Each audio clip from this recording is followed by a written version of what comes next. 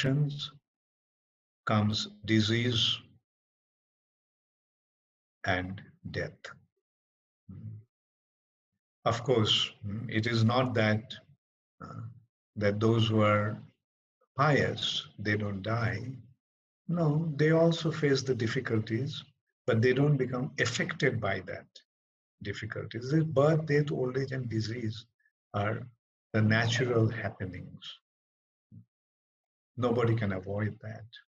But those who are sinful, they feel the onslaught of these difficulties in a very, very distressful way. Anyway, I'm sure you all are taking advantage of this situation by being very Krishna conscious, taking advantage of this isolation to become more involved in your spiritual activities. So that is how we can take advantage of a situation like this. And Krishna is very kind. Always we must remember, even though sometimes difficulties come, we should always remain fixed up at Krishna's lotus feet. And this kind of situation is giving us the opportunity to remain more fixed up in Krishna consciousness, take advantage of our spiritual life. And that's what is happening. Like some days I'm giving 6 classes every day. And today I'm just, although it's a Monday, and so I have this opportunity to come to you all. And so there are 3 days I'll be speaking. One day today, its topic is Bhishma Dev's passing away, and tomorrow is the prayers of Queen Kunti, and day after tomorrow the topic will be Ajamil's second chance. So these are the ways, these are the opportunities that we take advantage to delve into the scriptures. These anecdotes are not some fairy tales. These anecdotes these are real happenings from the past, and they have been recorded. I mean, when we look at the scriptures, we can see that they are so scientifically presented, and so nobody can have any doubt when he delves into the scriptures properly. Nobody can possibly have any doubt about the authenticity. And time again, we try to remind ourselves that such exalted personalities have accepted the scriptures as the absolute truth. So why should we have any doubt? Like, we may not have seen many from the past, but in the recent past, we have seen Srila Prabhupada. I mean, I haven't seen anyone like him. So learned, so scholarly, so committed, so expert in everything he did. When Prabhupada accepted the scriptures, not only accepted the scriptures, he actually stayed up through the night translating and giving purpose to the scriptures for the benefit of this world. So when a person like him commits himself to the scriptures and propagation of the scriptures in this way, why should we have any doubt? And before Srila Prabhupada, Bhakti Siddhanta Saraswati Thakur, another extremely brilliant luminary. Then Bhakti Vinod Thakur, then what to speak of the Goswamis, what to speak of Narottam Das Thakur, what to speak of Chaitanya Mahaprabhu. And these are the personalities who have accepted the scriptures. So why can't we? Why should we have any doubt about the authenticity of the scriptures? Anyway, so let's go to the actual topic, Bhishma Dev. Before we come to Bhishma Dev's the way the passing away, how he left his body, just let's discuss about Bhishma Dev, who he is. He's such an illustrious personality. I mean, these personalities, these kind of personalities are rare, even in the most exciting novels and storybooks. Sometimes there is a saying, the facts are more real than fictions. So Bhishma was a son of a king called Shantanu. Now, the story doesn't, or this anecdote doesn't only begin there. It has a past. Bhishma was actually a demigod. There are different types of demigods, like Vasus, Adityas, Rudras, etc. And so he was in the category of Vasus. There are 8 Vasus. Like, for example, there are 8 Vasus, there are 12 Adityas, there are 11 Rudras, there are 7 Rishis, etc. So he was one of the 8 Vasus. So these 8 Vasus were once traveling in their spaceship. And when they're passing through the Earth planet, above the Earth planet, they saw the ashram of Vashishta, a beautiful ashram, and there they noticed one beautiful cow. And this cow was actually the daughter of Surabhi. Surabhi is the cow in Golok Vrindavan, and Surabhi's daughter was in possession of Vashishta, named Nandini. And one of the Vasu's wives wanted to have that cow.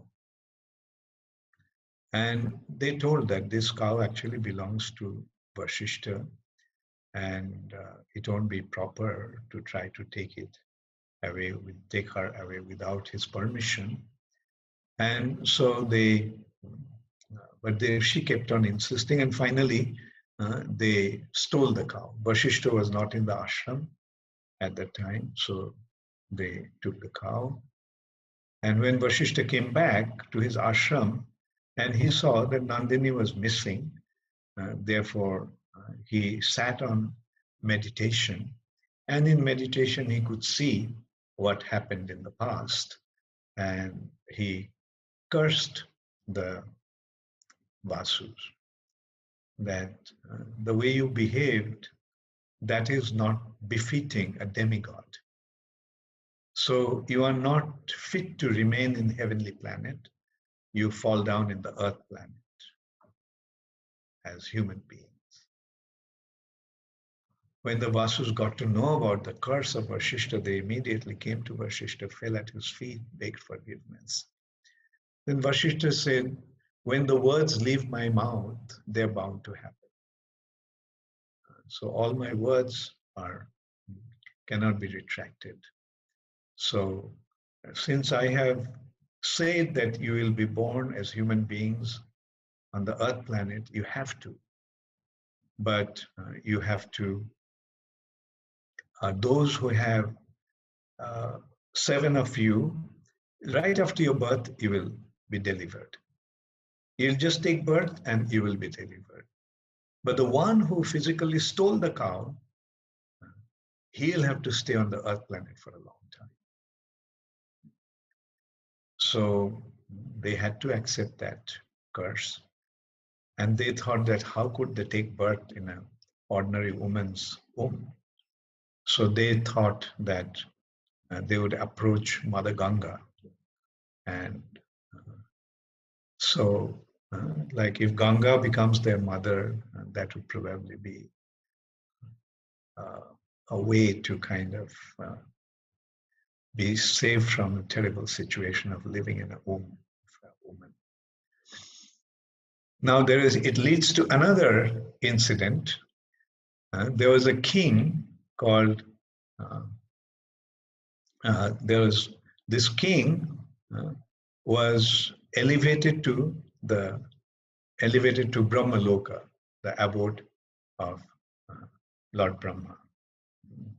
And his name was Mahabhish.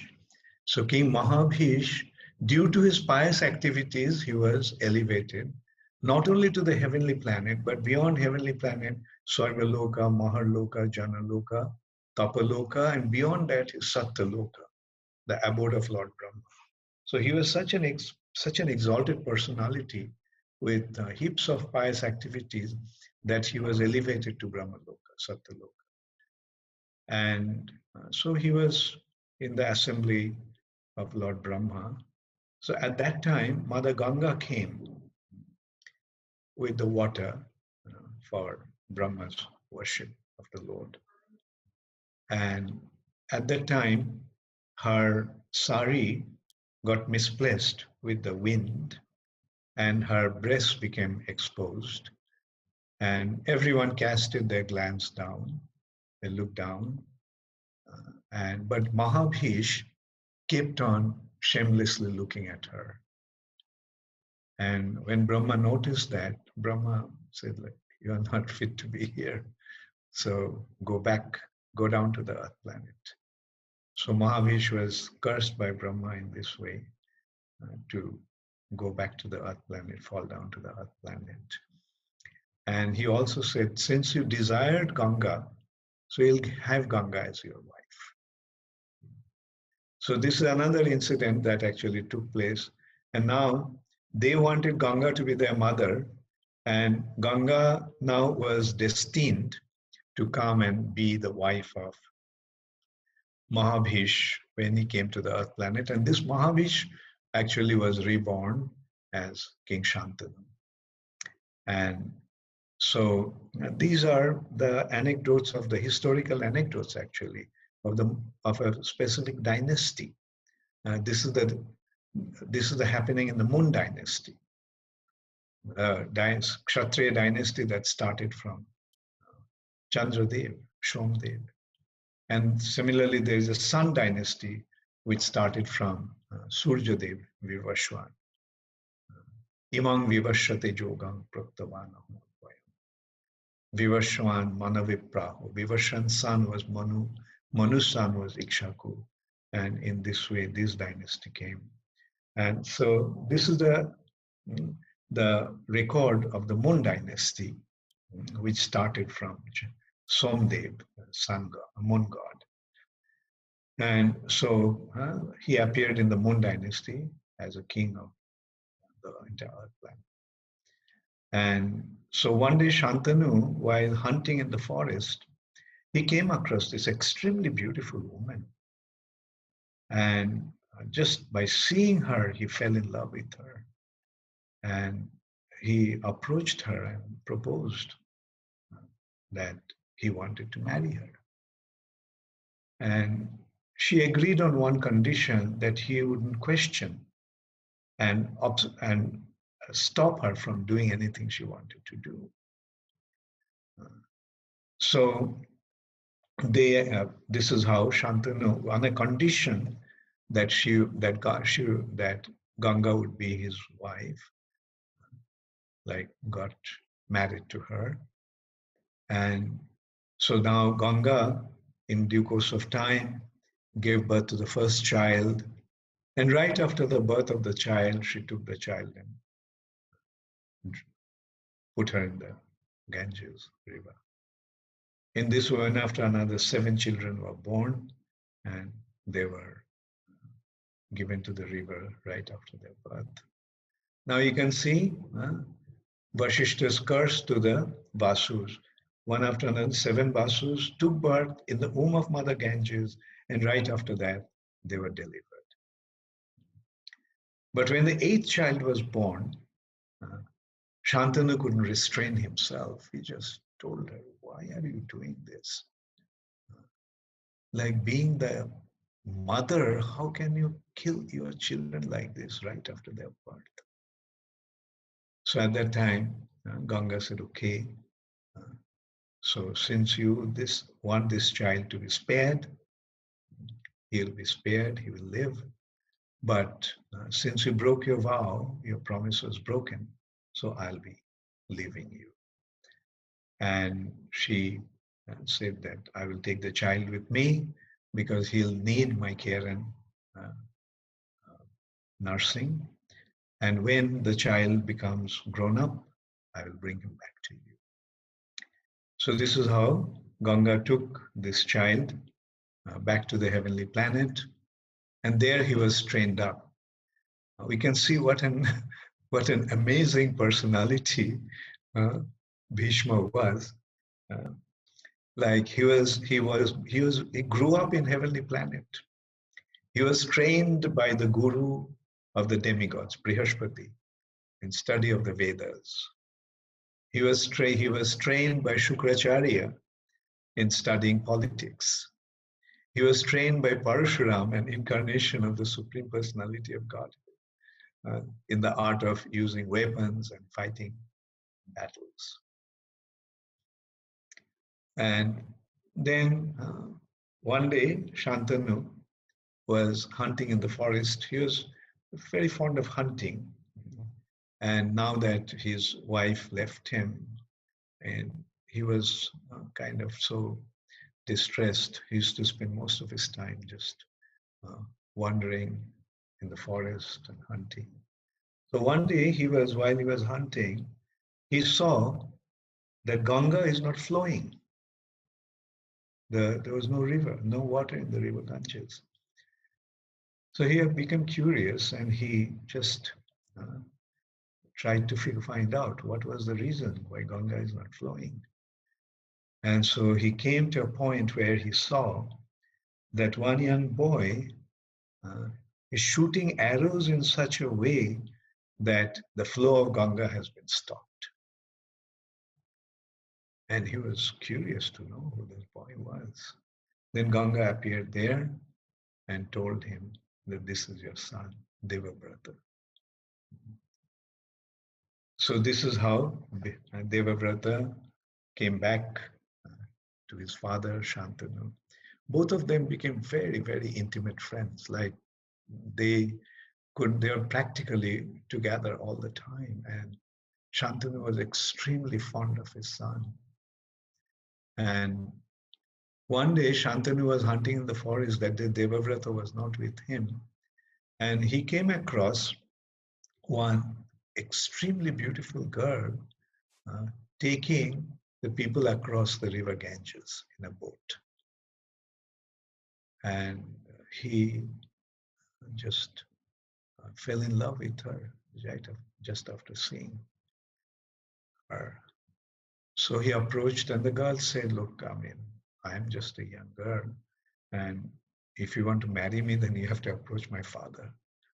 And so her father happened to be the king of the fishermen. And there is also another anecdote here. So this girl was not just an ordinary girl. This girl was the daughter of a demigod called Uparichar Vasu. And right after his birth, like his mother, the Vasu mother left when she was one Apsara, and he gave this daughter in the custody of this fisherman. There's another reason, I'm not going to go into that, like why he put that daughter in the custody of this fisherman. And in a very simple atmosphere, she was actually a princess. She was a Gandharva princess, but she was growing up in an atmosphere like that. And so, so when he went to the fisherman, Dhivar Raj, and approached, the father of the girl said that, look, it's a great fortune for me that that you want to marry my daughter. But there is a condition that my daughter's son has to become the king. And so Shantanu said, that's not possible because I already have a son. He has already been coronated as the crown prince. And so Shantanu, dejected, just came back. And Devabrata noticed that his father was quite morose and depressed. So he asked what actually happened. And so the father, Shantanu, just declined saying, no, nothing happened actually. Everything was all right. But he could see that his father was not in his regular jovial, joyful mood. So he asked the chariot driver what actually happened. And from him, he got to know that this was what happened. He approached this girl's father, and the father declined. And the other father wanted to give the daughter on a condition, and he couldn't fulfill that condition because you're already the successor to the throne. Then Devabrata said, okay, so take me to that place. So he went and spoke to that fisherman king and asked him. So he just told him the same thing. So he said, okay, if that's the case, then I am relinquishing my claim to the throne. So he then, the fisherman said, fine, but what about your children? Because you may relinquish the throne, or your right over the throne, but your children are going to have the claim, and there'll be a family feud and the possibility of a family feud. And so then Bhishma actually took that vow that then in that case, I won't even get married. I won't have any children. So that was such a terrible vow for a Kshatriya, because for an ascetic who remains away from everything, leads a life in the mode of goodness, for him to abstain from sex life or remain a brahmachari is relatively easy. But a Kshatriya warrior who is so powerful, so virile, and in the midst of such luxurious atmosphere where he is surrounded by so many beautiful women, to maintain such a vow was extremely difficult.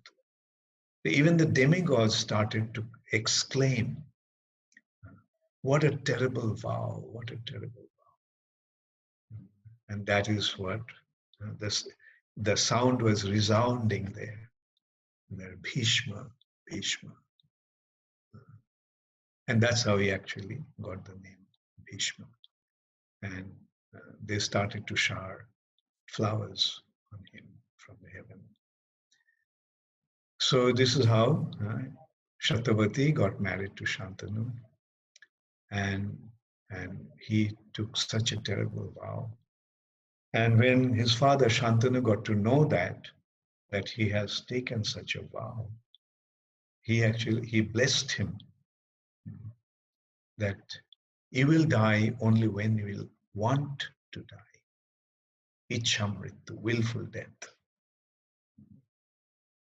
Like, with meaning, practically you won't die. Only if you want, then only you will die. Otherwise you won't die. So that shows what a brilliant personality he was. Now we can also see the curse. All 7 Basus got delivered right after their birth, but this one not only had to stay in the Earth planet for a long time, now, like as if, his duration, his tenure to stay on the Earth planet has become endless. And anyway, so this is how Bhishma's personality we can see.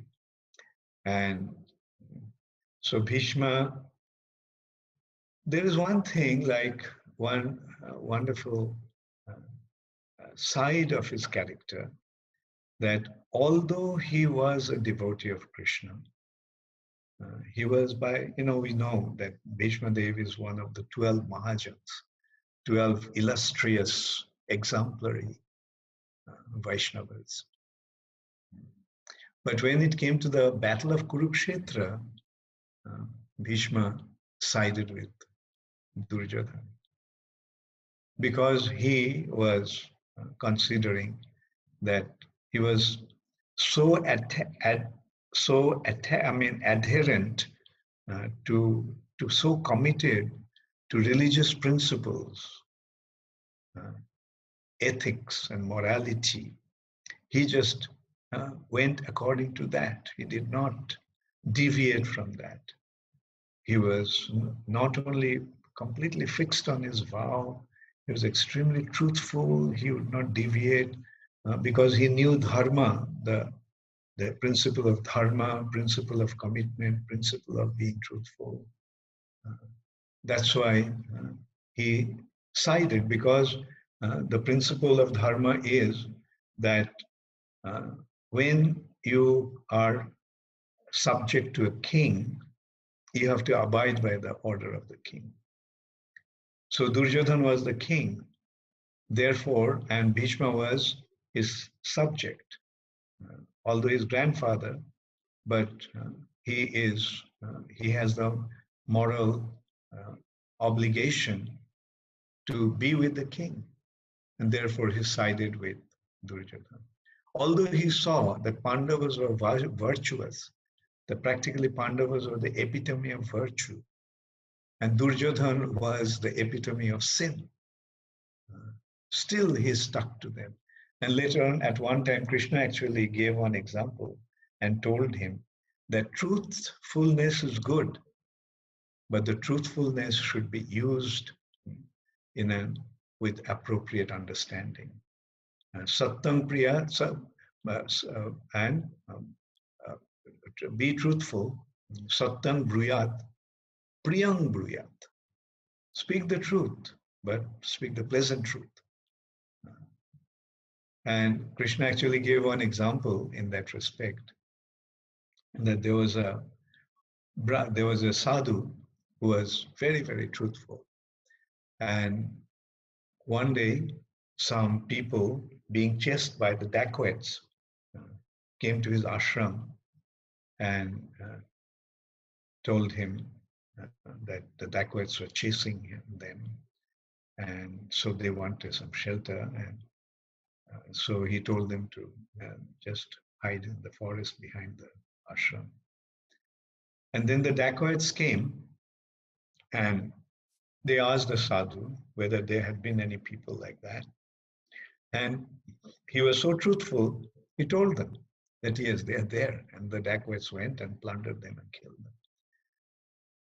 And as a result of that, that sadhu, that saintly person, had to go to hell. Because he spoke the truth, no doubt, but he became liable for the death of these people. And that's why he had to go to hell. So this is another thing that Bhishma Dev learned at the end of his life. I'll come to that in due course. So Bhishma actually sided with with Duryodhan in the battle of Kurukshetra. And he was the general. And Duryodhan thought that this battle won't last for more than 2 days. Maybe just in one day the battle will be over, because his side was so powerful. Bhishma was there, who is practically immortal.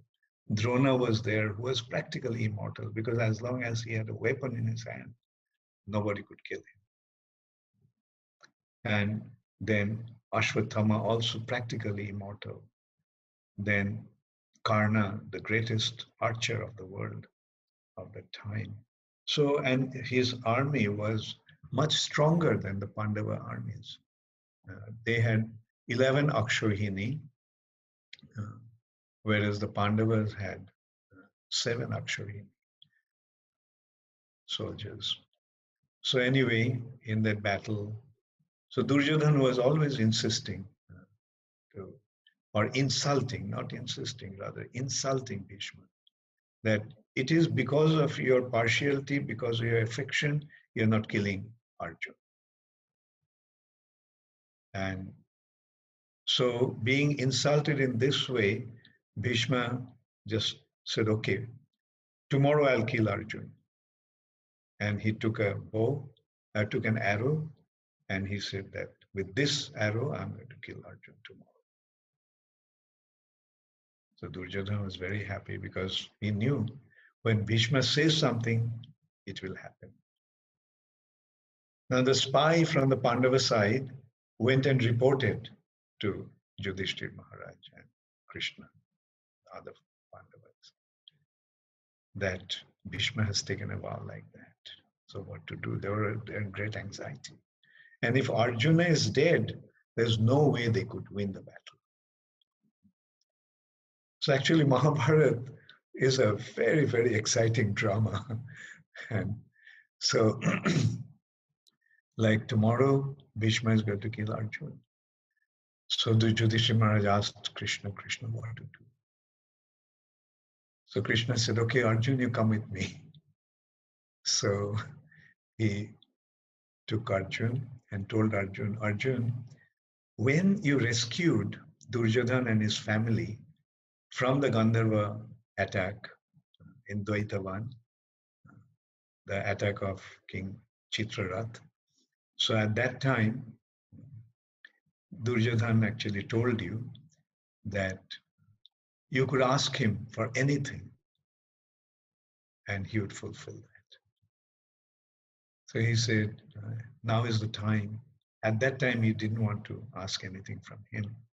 So now is the time that you have to ask something. What?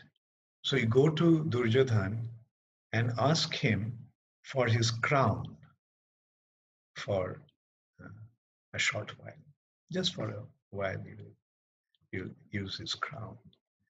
And before the daybreak, you can, before the morning, sunrise, you're going to return it to him.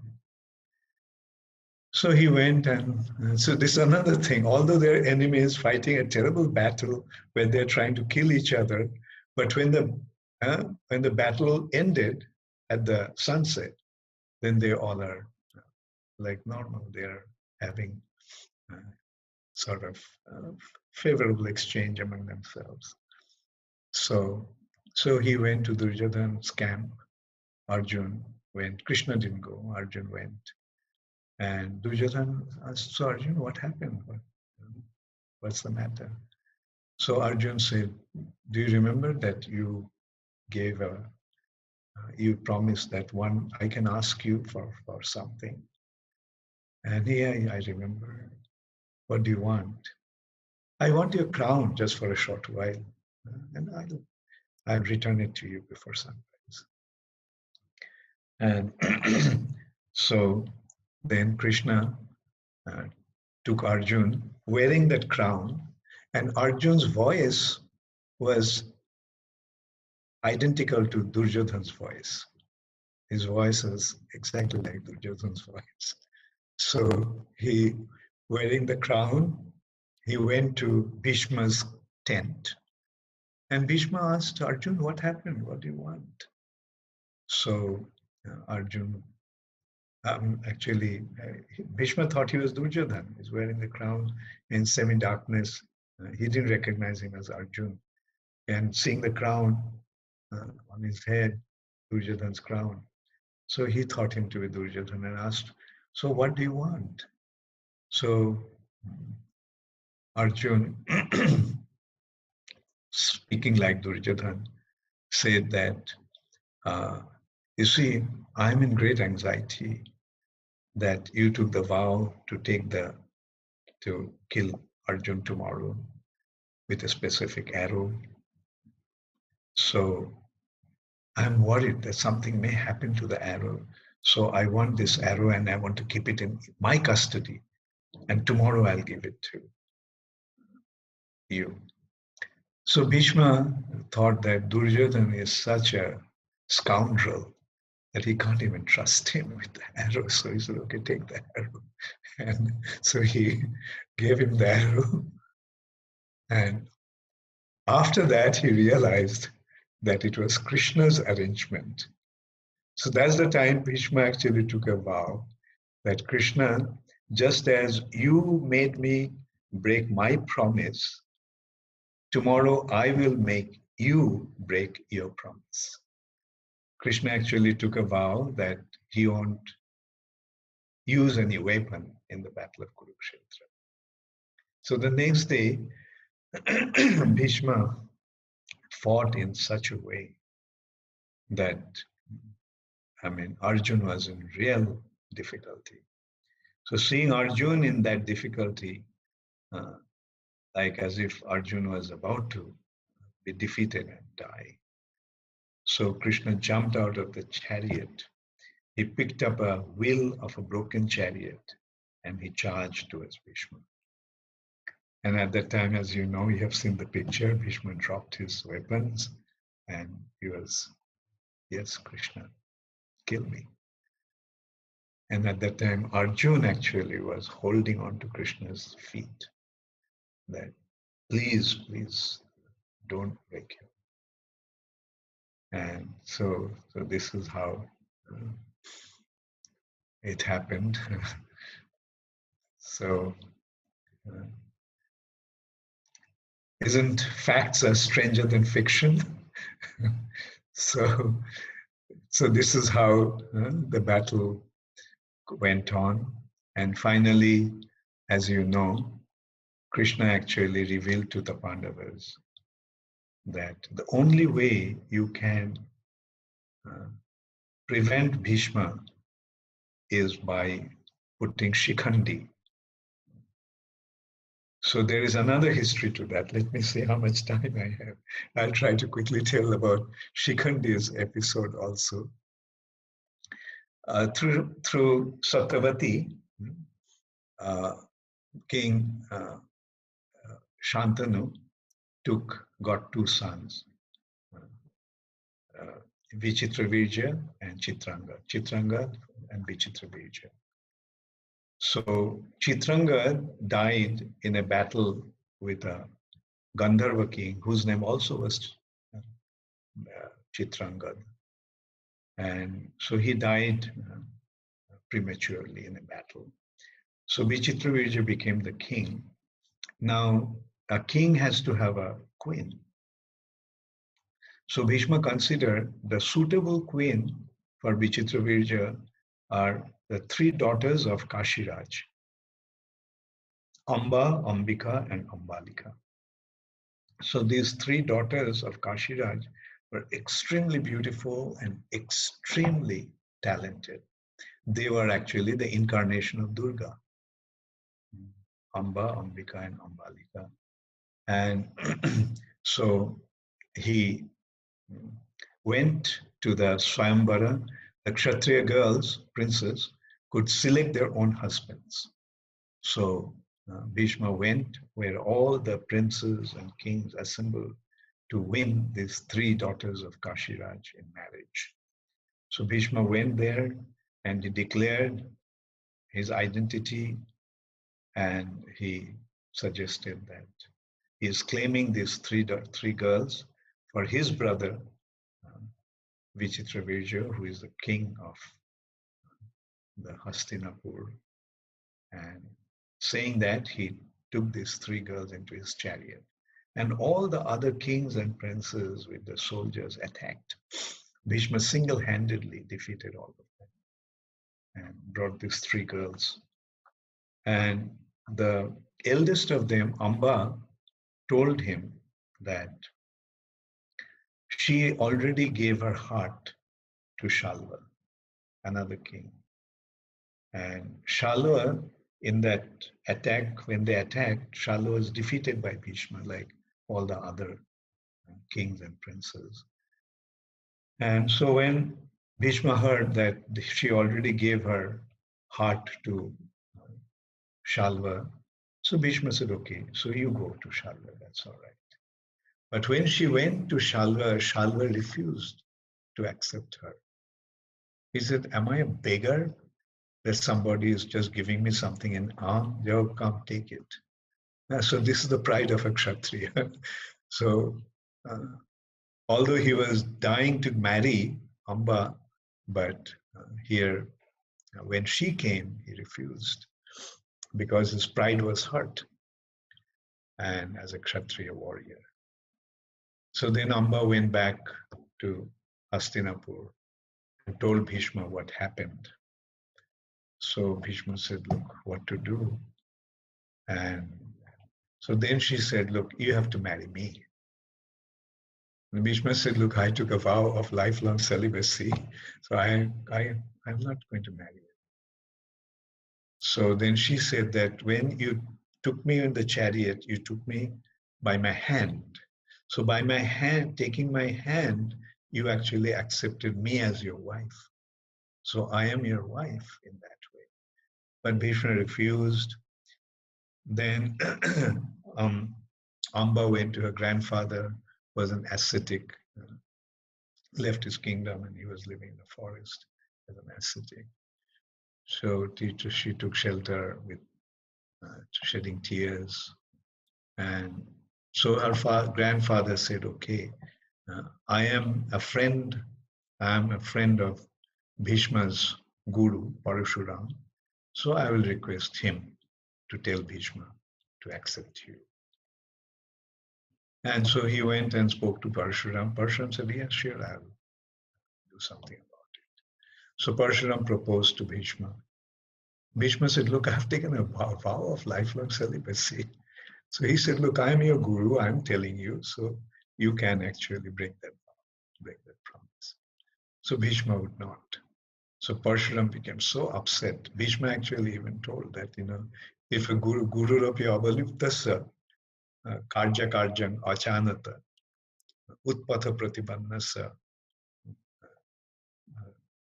parittaga vidhyate.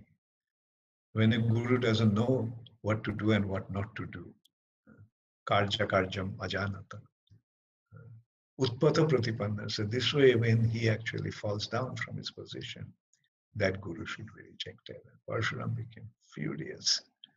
So he challenged him in a battle, and both of them fought for a long, long time. Parshuram couldn't defeat Bhishma. And so finally, Brahma came and stopped them from fighting. So Amba now became so heartbroken, and she is also a Kshatriya woman, extremely revengeful. So she entered into fire, gave up her body, with an intense desire to be the cause of Bhishma's death. As a woman, she could not kill Bhishma, but she wanted to be the cause of Bhishma's death. And this Amba came as the son of King Drupad, Draupadi's brother, came as Draupadi's brother as Shikhandi. Now Bhishma knew that Shikhandi in his previous birth was a woman. Therefore, Krishna suggested that Arjun, you take Shikhandi in your chariot, and Bhishma will not throw any weapon, or he will not also resist your onslaught because of Shikhandi. And so that is how actually Krishna advised. And being advised by Krishna, Arjun took Shikhandi on his chariot, and like Shikhandi was driving the chariot that day, Bhishma dropped his weapon, stopped to fight, and Arjun started to shoot arrows in such a way that his entire body was pierced with arrows. And not only, that arrows went through the body and came out from the other side. And finally, Bhishma actually fell on the bed of arrows. Still, he didn't die. He remained in the bed of arrows for 58 days, waiting for the sun to move on the northern direction, Uttarayan. Because during the Uttarayan, when one leaves his body, he goes to the higher planetary systems. So Bhishma, and the battle of Kurukshetra was over, and Bhishma was lying in the bed of arrows, and Krishna and along with the Pandavas went to see Bhishma, and so that is the last part when they saw Bhishma and Krishna. Bhishma was some beautiful incident also took place at that time, that he was lying in the bed of arrows and looking at Krishna. He recalled all the wonderful happenings, recognized, started to pray to Krishna, revealing his identity as the Supreme Personality of Godhead. And then I selected a few verses, translation of a few other verses. I'll just read them out as Bhishma's wonderful prayers. This is from the first canto, chapter 9, text 32. Bhishma Dev said, "Let me now invest my thinking, feeling, and willing, which was so long engaged in different subjects and occupational duties, in the all-powerful Lord Sri Krishna. He is always self-satisfied, but sometimes being the leader of the devotees, he enjoys transcendental pleasure by descending to the material world, although from him only the material world is created. Although he is the creator of the material world, he comes to the material world for the sake of his devotee. Sri Krishna is the intimate friend of Arjuna. He has appeared on this earth in his transcendental body, which resembles the bluish color of the tamal tree. His body attracts everyone in 3 planetary systems, upper, middle, and lower. May his glittering yellow dress and his lotus face covered with paintings of sandalwood pulp be the object of my attraction, and may I not desire fruitive results. On the battlefield, where Krishna attended Arjuna out of friendship, the flowing hair of Lord Krishna turned ashen due to the dust raised from the hoofs of the horses. And because of his labor, bits of sweat weighted his face. All these decorations, intensified by the wounds dealt by my sharp arrows, were enjoyed by him. Let my mind thus go unto him, Sri Krishna. When Arjuna was seemingly polluted by ignorance upon observing the soldiers and commanders before him and the battlefield, the Lord eradicated his ignorance by delivering transcendental knowledge. May his lotus feet always remain the object of my attraction. Fulfilling my vow and sacrificing his own promise, he got down from the chariot, took up its wheel, and ran towards me hurriedly, just as a lion goes to kill an elephant. He even dropped his outer garment on the way. Now I can meditate with full concentration upon that one Lord, Sri Krishna, now present before me, because now I have transcended the misconceptions of duality in regard to his presence in everyone's heart. Even in the hearts of the mental speculators, he is in everyone's heart. The sun may be perceived differently, but the sun is one. So these prayers of Bhishma Dev before leaving this planet was so wonderful. So, so today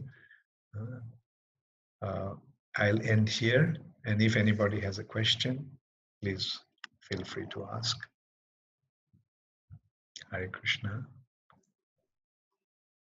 Hare Krishna Guru Maharaj, thank you so much. So please, devotees, if you have a question, please raise your hand in your participants window and you'll be able to ask your question to Guru Maharaj.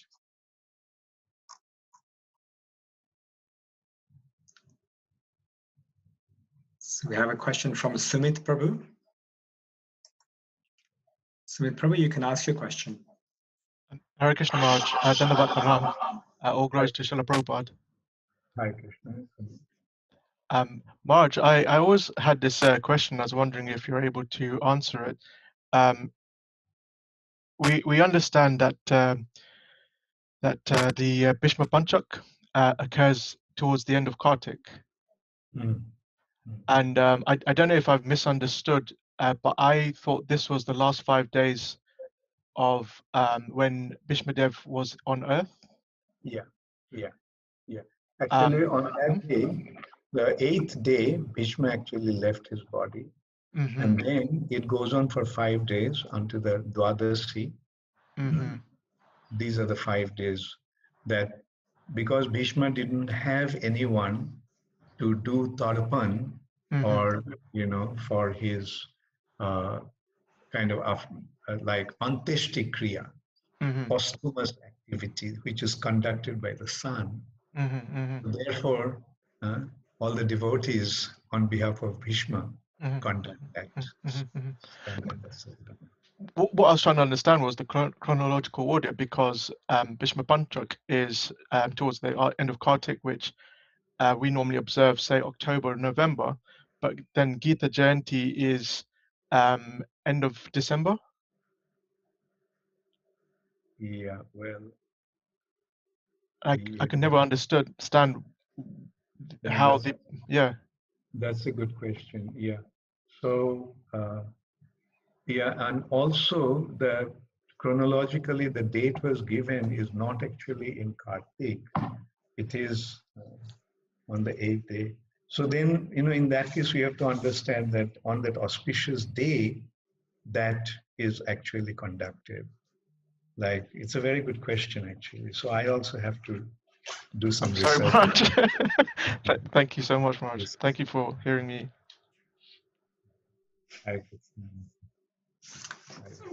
We have Rasaraj Prabhu who's got a question.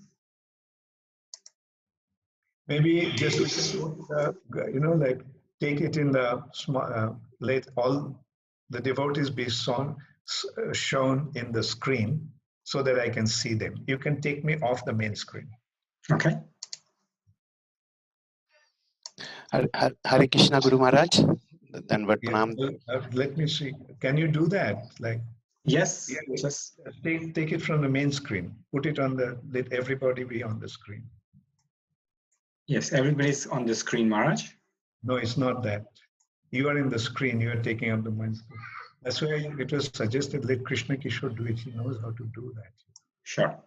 Let me do that, Maharaj. He can suggest.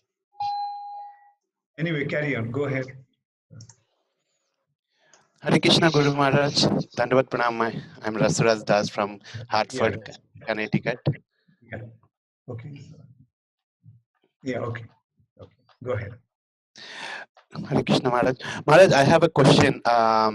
So Bhishma Dev waited for Uttarayan to leave his body, but at end of his life, Krishna was in front of him.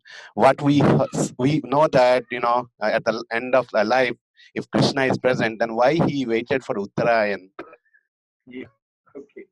So yeah, that's the difference between karma mishra bhakta and shuddha bhakta, a pure devotee and a mixed devotee.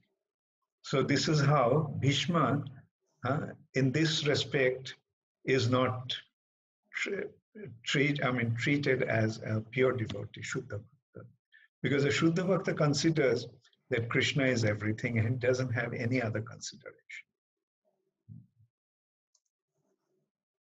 See, like, anyway, the scripture actually is showing, different personalities, adhering to different aspects of the Vedic principles.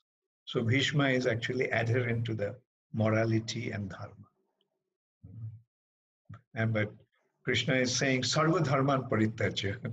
Bhishma couldn't give up his adherence to dharma. And that's why there is a difference between Bhishma here and a pure devotee. Thank you, Guru Maharaj. Hare Krishna. The next one is Kanchanabja Prabhu. Hare Krishna, Guru Maharaj, please, and humble obeisances.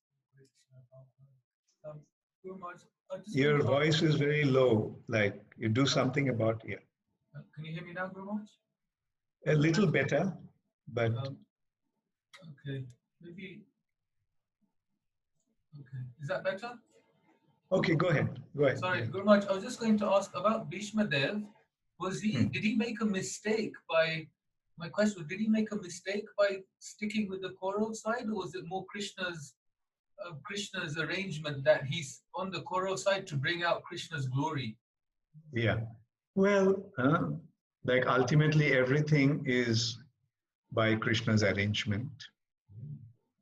So especially his pastimes are his divine arrangements.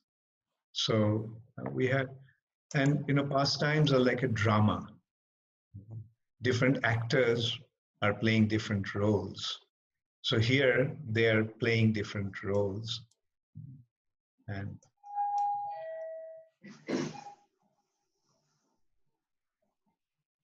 Thank you, Guru Maharaj. can you tell him how to guide it? Like I want all the screens should be everyone on the screen. Okay, that's better. Okay, yeah, Hare Krishna. Hari Bol Sanjeev, Hari Bol Sundarananda Prabhu. So, Hare Krishna. So happy to see all of you. Hare Krishna. I'm so happy to see you. Maharaj, it's so nice to hear your voice, and the class was brilliant. Can we ask a couple of questions, one from my wife and one from myself? Yeah, sure. So I'll read out my wife's question first. What happens and who comes to take them, and where they are carried when the following die? First one is pure devotee. Second one is the Mishra Bhakta. Third is the pious materialist. And fourth is the atheist materialist. Oh, okay. So the pure devotees are also of two types. Those who are following Vaidhi Bhakti, those who follow Vaidhi Bhakti, they go to Vaikuntha. And those who follow Raganuga Bhakti, they go to Golok, Vrindavan. So that is the destination of a devotee. Then the next is, as you said, Karma Mishra Bhaktas. The Karma Mishra Bhaktas, their destinations are generally heavenly planets. Because their karma means they want the results of their activities, the fruits of their activities. And they enjoy the fruits of their activities in the heavenly planets. Jnana Mishra Bhaktas, they go to the planets like Maharloka, Janaloka, Tapaloka, and Satyaloka, even higher than heaven. And then those who are like pious, mundane activities, their destination is actually heavenly planets. But they also can remain on the earth planet if they want to enjoy here. Either, if they have heaps of piety, they go to heavenly planets. And if they're not that pious, they remain in the earth planet. And those who are sinful, they go to lower planetary systems, hellish planets.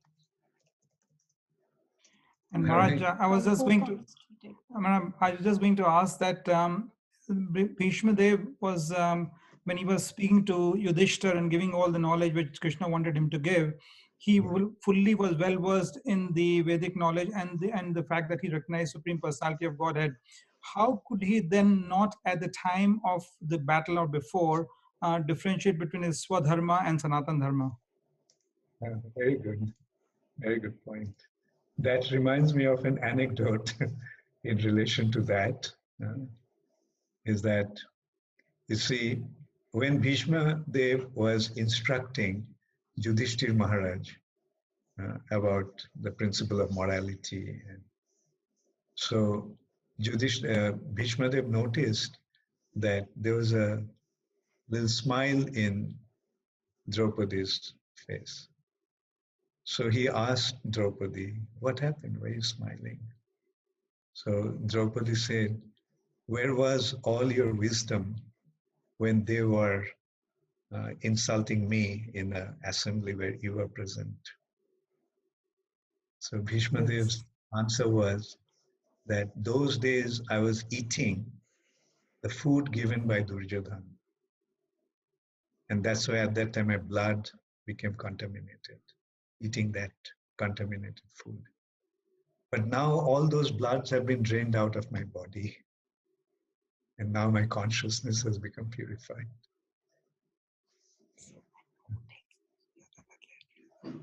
Thank you, Maharaj. Thank you so much. Hare Krishna. So, Lavanya Mataji.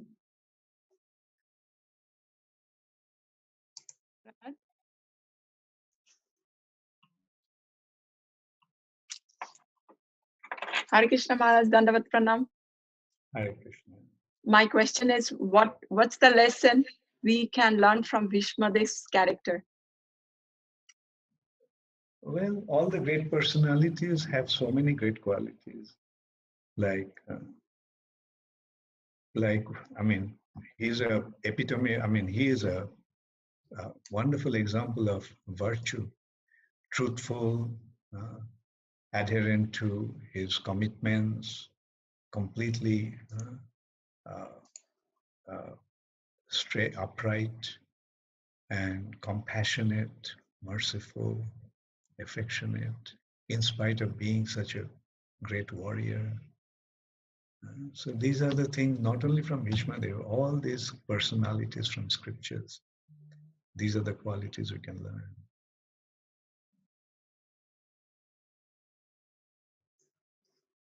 Thank you, Maharaj. We have a question from Anil Sharma. Yeah, okay. Hare Krishna Maharaj, Dandavat Pranam. Yes, Hare Krishna. Probably my question, I don't know if it's relevant or not, but I want to know what is the difference between self-respect, pride, and ego? Self-respect, pride, and ego. Well, ego is a substance, you see, a subtle substance. Just like mind is a substance through which the consciousness flows to us through the body, through the senses. And so it's a subtle element. And false ego, which is called ahankar, is also a substance that creates the impression of misconception of identifying the body to be the self. It is due to the false ego that we think that this body is me, and everything in relation to the body is mine. So that is for ego or false ego. And self-respect, when one, it's simply the word itself is signifying that. Self-respect, respect is in one's own self. And pride is becoming, thinking oneself to be great because of his possessions and achievements. Okay. So pride and the ego are somewhat similar, or are they different? Well, it may seem similar to you, but as I said, like false ego is a substance, a subtle substance, whereas pride is not a substance, but pride is actually a mental state. Mind feels proud. You get it? Whereas false ego is a substance that makes you feel that your body is yourself. Okay. Hare Krishna. Hare Krishna. Okay, we have Vrinda Vilasini Mataji. Please go ahead, ask your question. Hare Krishna, Dandavat.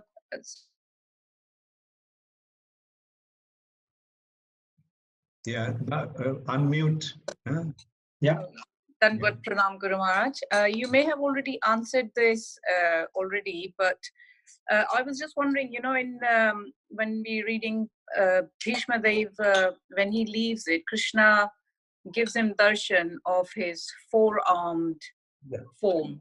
So is that to do with what you were explaining earlier on, that the Vedic Bhakti, people have different destinations? So, it's obviously very auspicious to still have Krishna's darshan, but is that to do with not going to Goloka, Vrindavan and Vaikuntha?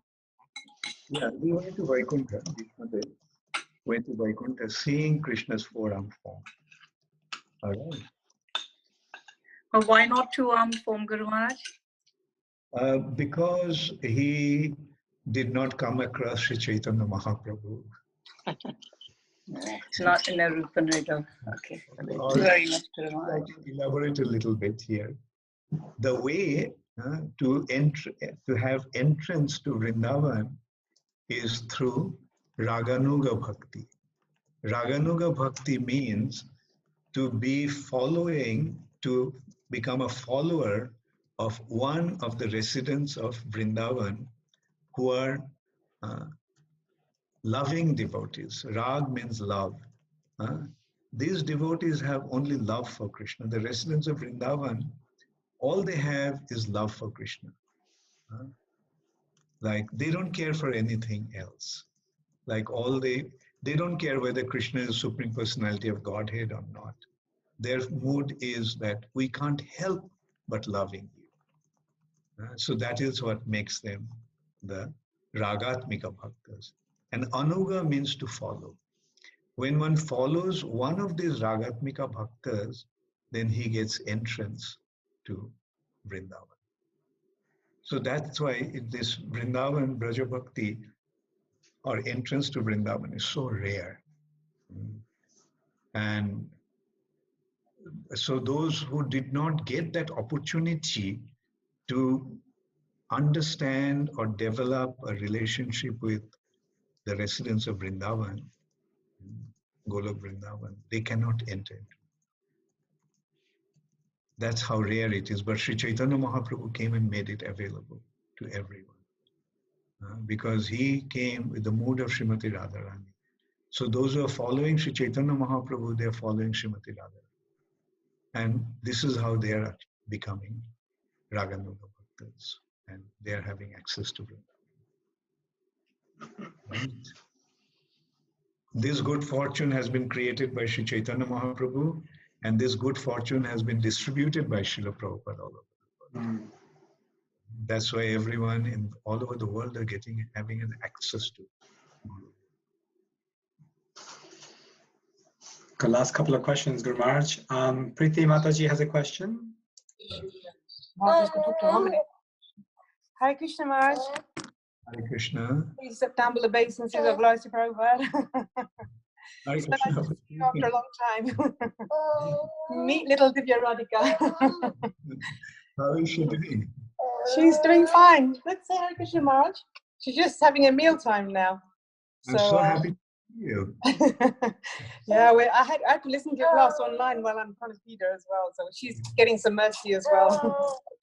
Yeah. And the question we had was with obviously Bhishma and the Amba pastime. So was Bhishma wrong in not accepting Amba? How are we to understand what would have been the correct, thing? Which should have he taken her and broken his vow, or and obviously having a battle with his Guru Maharaj, is not something which is normally acceptable. So I just wanted to understand, what we can learn from this. Well, that shows that he took a vow and he won't deviate from that vow. No matter what. Even if his Guru tells him to break the vow, he will listen to that because he's so adherent. Yeah. Right? Oh, the sound's going. Oh. Sorry, I can hear you now. Yeah, that's why sound went. I don't know if everybody else's went. Sorry. Yeah. So I'm saying that. Yeah. I hope I understood your question properly. Like the question, why he rejected Amba even though his spiritual master was asking? Yeah. Is that the question? Yeah, that's right. Yeah. So the thing is that he was so adherent to his vow of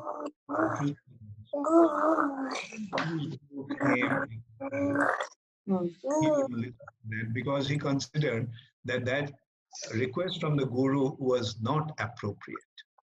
Right. Okay. And besides that, Parashuram was his Astra Guru. He was not his, he taught him how to use weapons, but he was not his Guru in that sense. But anyway, the point actually was that when he is saying, Guru is telling, no, you break your vow, and I'm telling you, So he would not listen to that, because he considered that to adhere to his vow is more important than anything else. Similarly, his stepmother, Satyavati, when Vichitravirja died, then Satyavati actually told Bhishma to procreate in order to maintain the family line. But even then, Bhishma wouldn't listen to that. For her sake, he actually took that vow. And now she is telling that you break the vow. For my sake, you took the vow. I am telling you. But Bhishma would not listen. So that is one noble character of Bhishma. Priti, you have to unmute. You have to unmute yeah, I was just wondering, is that a case of perhaps too much pride, especially when the person that he's vowed for said, it's okay? Is that a case of, does that ego come into it or not? Or is that something which is admirable? From one angle, it is admirable because he's so, so fixed on his words, right? He's so fixed on truthfulness. That is the consideration. But then Bhishma is missing out one point. The ultimate point is, for the sake of Krishna, for the sake of our devotion to Krishna, we can give up anything. That is the that is the bottom line. That's the ultimate point. That is the instruction of Bhagavad Gita. And now I'm giving classes on Uddhav Gita. And this point is becoming more and more clear and sublime. That, which is Krishna telling in Bhagavat, Sarva Dharman Parityajya. You are adhering to dharma, right? But give up that dharma. Sarva Dharman Parityajya. Surrender unto me. All these consideration of dharma is not important. Surrender to me is what really matters. Thank you, Priti. Thank you, Maharaj. We appreciate that answer. Yeah, remember that. That's me. Hare Krishna. Hare Krishna. Thanks, Hare Krishna. We've got Shobana asking a question. Okay, I'll take I'll take two more questions because I have to give another class in 10 minutes. Hare Krishna Maharaj, can you hear us? Yes, I can hear you. Yeah, my name is Chaitanya and this is my wife Shobana. I have two questions. So the first question is, if you're a devotee of Krishna and you believe in Bhakti Yoga and that is what you're practicing, when you leave this body, where do you go? Do you go to Vaikuntha and become one with Krishna, or do you go to Goloka Vrindavan? That's my first question. Okay, so see, first of all, going back to Godhead doesn't depend upon us and our endeavor. It's entirely up to Krishna. So devotee doesn't demand that because I have become a devotee, you have to take me back to Godhead, right? The devotee's mood is, I am surrendered to you. You do whatever you want to do. Just like does a good servant demand from the master, or he is submissive to the master's desire, right? So that's the first consideration. And as I mentioned, there are two types of devotion. One type of devotion is following the rules and regulations of the scriptures. That's called Vaidhi Bhakti. And the other kind of devotion is simply based on love of the heart. So following the rules and regulation, when one executes devotional service, he goes to Vaikuntha. And when one develops that intense love for Krishna, then one goes to Vrindavan. All right. Okay, so that is the thing. And as you asked, becomes one with Krishna. No, even in Vaikuntha, one doesn't become one with Krishna. A devotee always maintains his identity. Like, if the servant becomes one with the master, can the servant serve the Lord? No. Right? Yeah. So in order to serve, you have to maintain your separate identity. Okay. So that is. So thank you. My second question is, in your daily practices, how do you develop that love for Krishna ongoingly? Because we all get caught up with our day-to-day activities and what you call this Maya. You're looking to work on your profession, your career, your financial requirements. So what practices can you follow? Yeah. See, the thing is that how do you develop love? By following a devotee who has love for Krishna. Right? That is the way you develop your love. Right? So that is the practice that is necessary in that. So follow a devotee who has genuine love for Krishna, and then you will develop that love. All right. So are there any specific practices you can do on a daily basis apart from chanting the Hare Krishna mantra? And that is it. The only practice is Hare Krishna, Krishna Krishna, Hare Hare, Hare Ram, Ram Ram.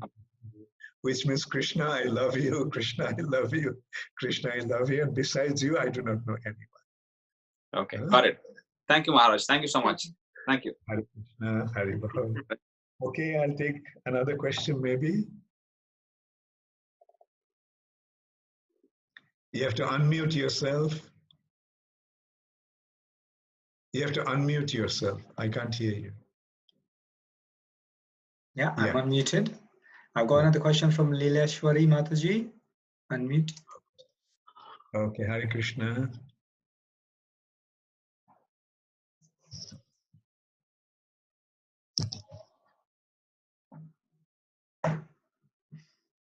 Hare Krishna. Yes. Maharaj, can you hear me? I can hear you, yes. Thank you, Maharaj. My question is about half-day upavas, half-day fasting, about Ardhavela upavas. What happened?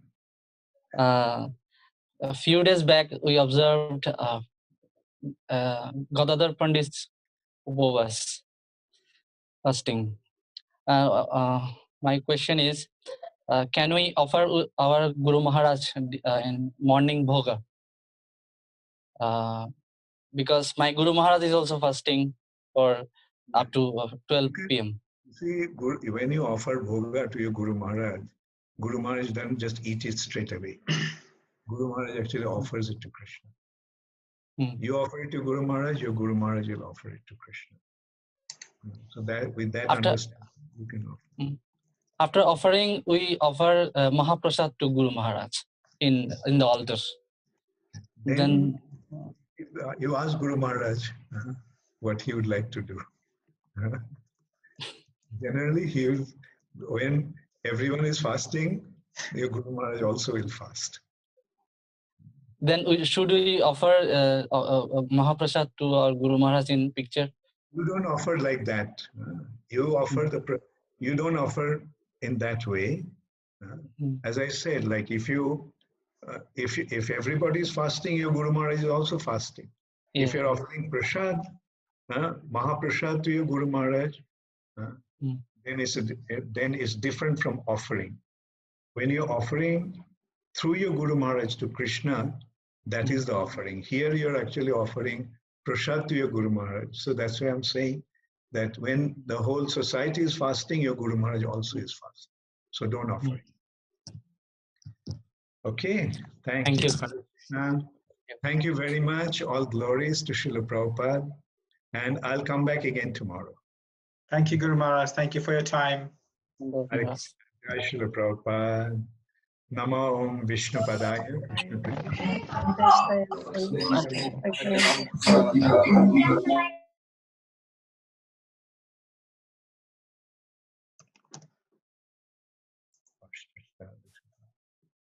Srila Prabhupada ki Jai.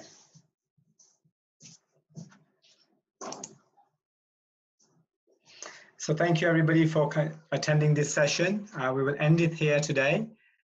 We will be able to join again tomorrow. We'll open the lines at 11:30, and you'll be able to join from 12 again to hear Guru Maharaj. So please join us back then. Thank you very much for joining. The recording will be sent out after the 3 sessions have completed, and they'll be available on the School of Bhakti website. Please go and register on the School of Bhakti website. You'll be able to download all of the recordings, as well as ensure that you have all of the forum questions that have been put on the School of Bhakti. Thank you very much for joining. See you all tomorrow. Hare Krishna.